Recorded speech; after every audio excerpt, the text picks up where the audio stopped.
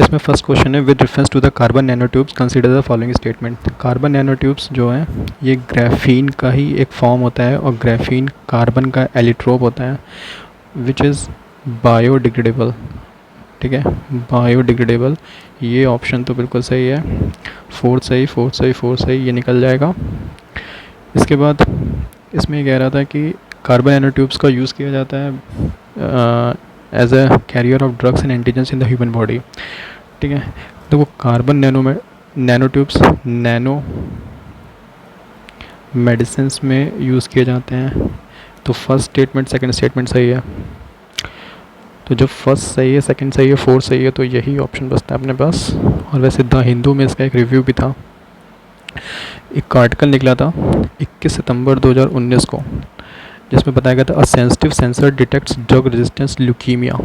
इसमें बताया गया था कार्बन नैनो ट्यूब के बारे में। कार्बन नैनो ट्यूब यहाँ पे इसके फंक्शनिंग के बारे में भी दिया गया था। सेकंड क्वेश्चन में ड्रोन्स के यूजेस पूछे गए थे, कहाँ पे हम इसको यूज़ कर सकते हैं। तो देखो इसमें एक ऑप्शन था inspecting the craters of active volcano. ठीक है, क्रेटर ये होता है।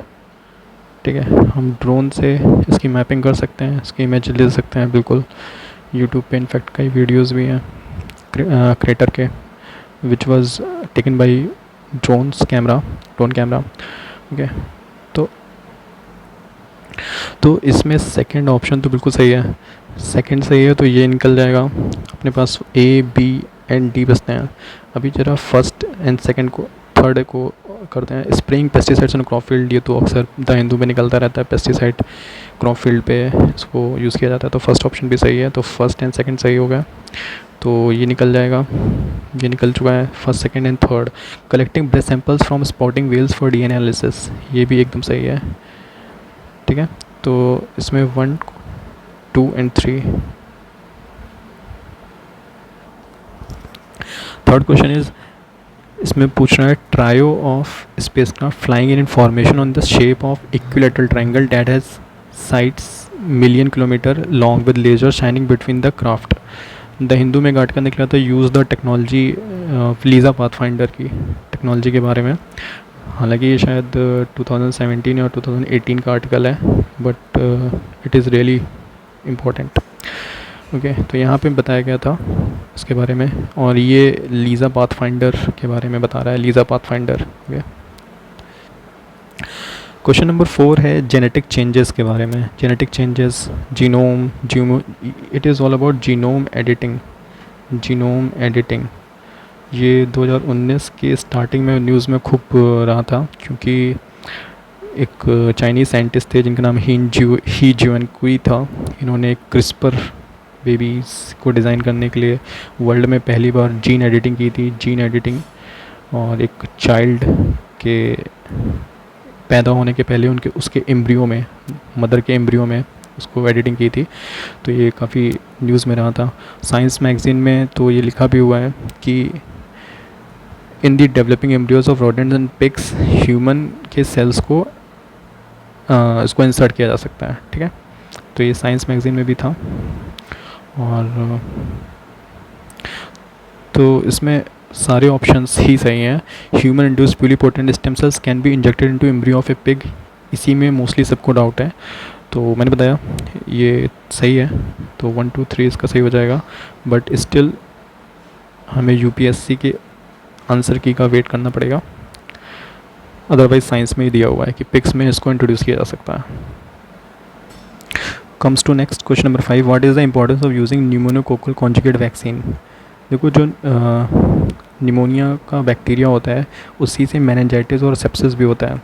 तो ये जो इसके अगेंस्ट की वैक्सीन होगी वो मेनिंजाइटिस एंड सेप्सिस दोनों में हेल्प करेगी। तो option number 1 is exactly correct, then third is wrong. This vaccine have no side effect, दुनिया की ऐसी कोई वैक्सीन नहीं जिसके कोई साइड इफेक्ट ना हो, तो ये तो एग्जैक्टली रॉन्ग हो गया। तो थर्ड तो रॉन्ग है, तो यहाँ से ये निकाल देंगे। अभी बचे 1 and 2। Dependence on antibiotic that are not effective against drug resistant bacteria can be reduced. Okay, second option is सही है, तो option number 1 and 2। Next question is, in India the term public infrastructure, ये the Hindu में अक्सर news में रहता है, digital security infrastructure. Question number 7, which of the following statements are correct regarding the general difference between the plant and animal cell. Class 8th की book में plant cell का diagram है, इसमें लोगों को प्रॉब्लम थी कि प्लाज्मा मेम्ब्रेन प्लांट में होती कि नहीं होती प्लाज्मा मेम्ब्रेन। तो प्लांट में प्लाज्मा मेम्ब्रेन भी होती है सेल वॉल के नीचे।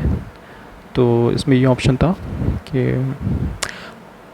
Plant cell do not have plasma membrane, do not have, तो ये तो गलत है, इसमें होती है, तो सेकंड ऑप्शन तो रॉन्ग हो। जब सेकंड रॉन्ग है तो ये निकल गया, ये निकल गया, ये निकल गया, 1 and 3 only. Okay. Next question is which of the following are the reasons behind exposure of benzene pollution. Okay तो इसमें प्रॉब्लम थी कि टोबैको से होता है कि नहीं होता। तो एक आर्टिकल है वैसे तो विकिपीडिया का है, जिसमें लिखा हुआ था कि टोबैको से बेंजीन पॉल्यूशन होता है।